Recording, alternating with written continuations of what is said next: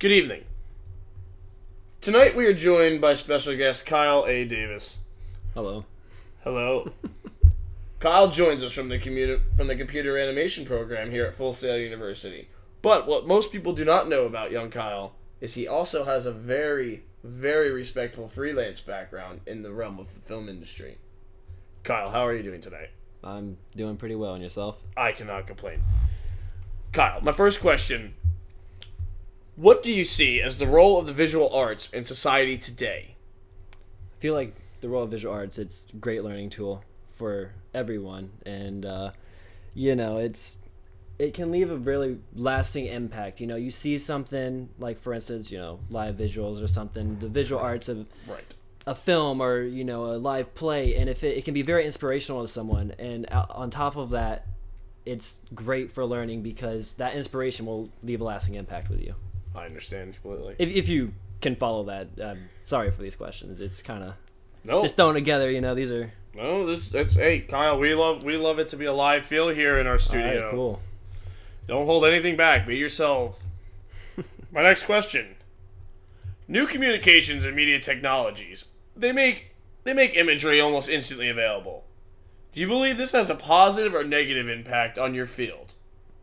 Imagery, positive, 100% positive. Because let's say I need to get an image out. I make an image and I have a client. I'm here in Orlando and I have a client, say, in New York. I could just email that to them and just within minutes and they have it. Another thing, it's a great thing. Let's say, if you need the YouTube videos for tutorials, I started off on tutorials. If you want to learn something, tutorials. If you don't have an instructor or something like that teaching you, go look at some tutorials because you can get that information instantly. And I think technology is a great tool for us. Very well answered. From what you've come across in your work, what popular images or themes do you see that are frequently repeated throughout your industry? And in freelancing, for example, whenever people will come to edit horror, common themes, I guess we could go on. Well, that would be what's trending, I would imagine. Yeah, it's the whole, dim down the lights, throw some color correction on it. It's very simple. Yes. You'll have, smoke effects, muzzle flashes, all that fun stuff, explosions. Everyone is obsessed with explosions. What's that one director? Explosions everywhere. Oh, that would be Michael Bay. Everyone starting out wants.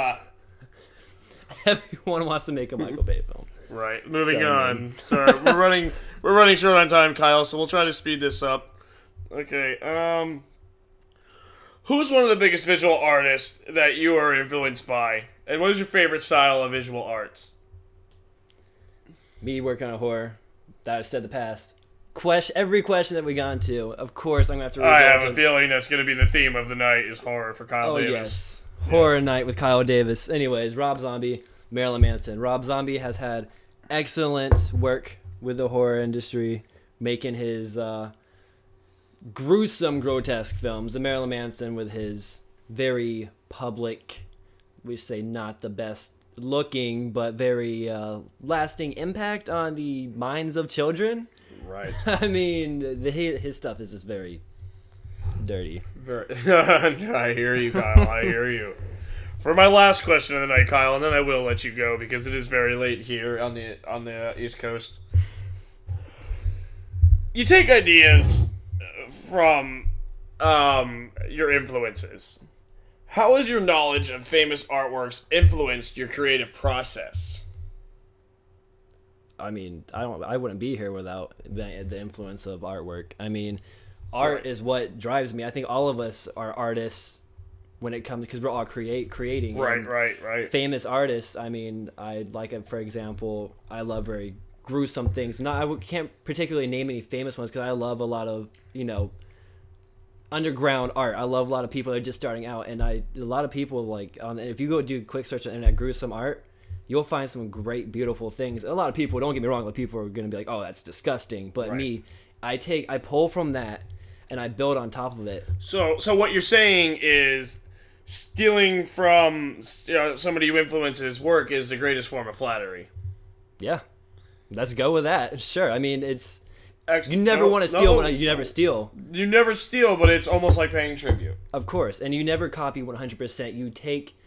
You give credit where credit's due. Correct. You know what I mean? Never steal someone's work, but always find that inspiration that drives you, pushes you to create new things. And me personally, if someone was a great inspiration to me, if I find a piece of work that inspired me to, edit something correctly, or I even have made a couple of my little short films, I always pay tribute. I always give credit to that person. Excellent. Kyle, I want to thank you for joining me tonight. Thank you very much for having me. Pleasure coming into the studio. Thank you. Thank you.